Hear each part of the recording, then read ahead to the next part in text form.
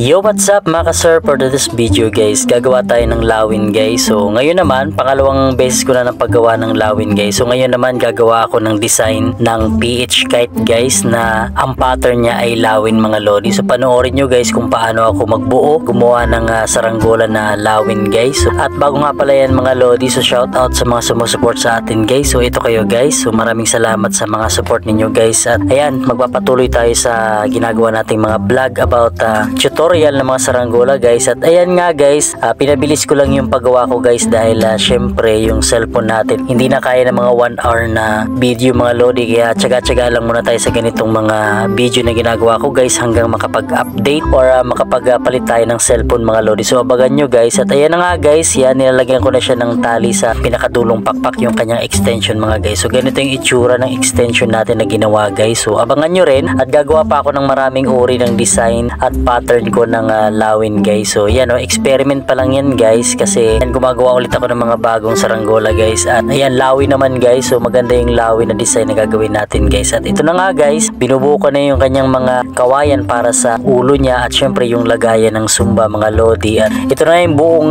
pattern ng ating lawin guys. So ipapakita ko guys, at yung pinakadugtungan ng kanyang mga pakpak guys. So yun so yun. At syempre ayan, gumawa rin ako ng design guys para sa PH kite natin guys, or yung plug natin mga lodi. So gagawa ako ng sun, at syempre nahulma ko na rin siya guys, na i-pattern ko na rin at nagupit ko na rin ating araw, at syempre yung ating mga star na ginamit natin guys. So hindi ako gagamit ng katol dyan mga lodi dahil medyo mabusisi yung ating pattern, at syempre ayoko naman na medyo masunog or mabutas-butas yung ating pattern ng ating charol plastic. Medyo hindi duminikit masyado yung katol, kaya gagamit tayo ng transparent na tape mga lodi. At napakadali lang ikabit yung transparent na tape mga lodi. So yan, napakalinis nung ating pagpapattern ng ating design. So yan yung ating araw mga lodi. So yun so, yan, napakaganda guys, at napaka solid nung ating pattern mga lodi. So tape lang din yung ginamit natin dyan, at syempre ididikit naman natin yung ating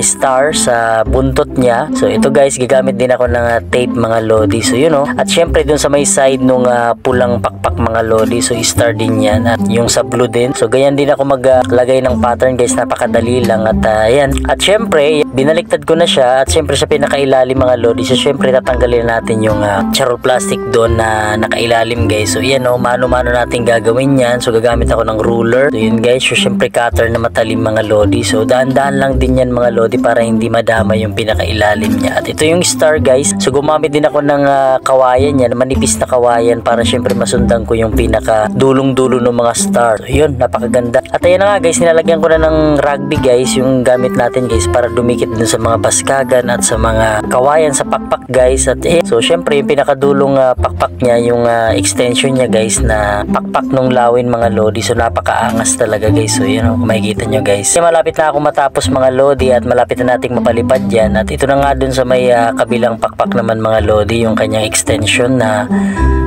pakpak.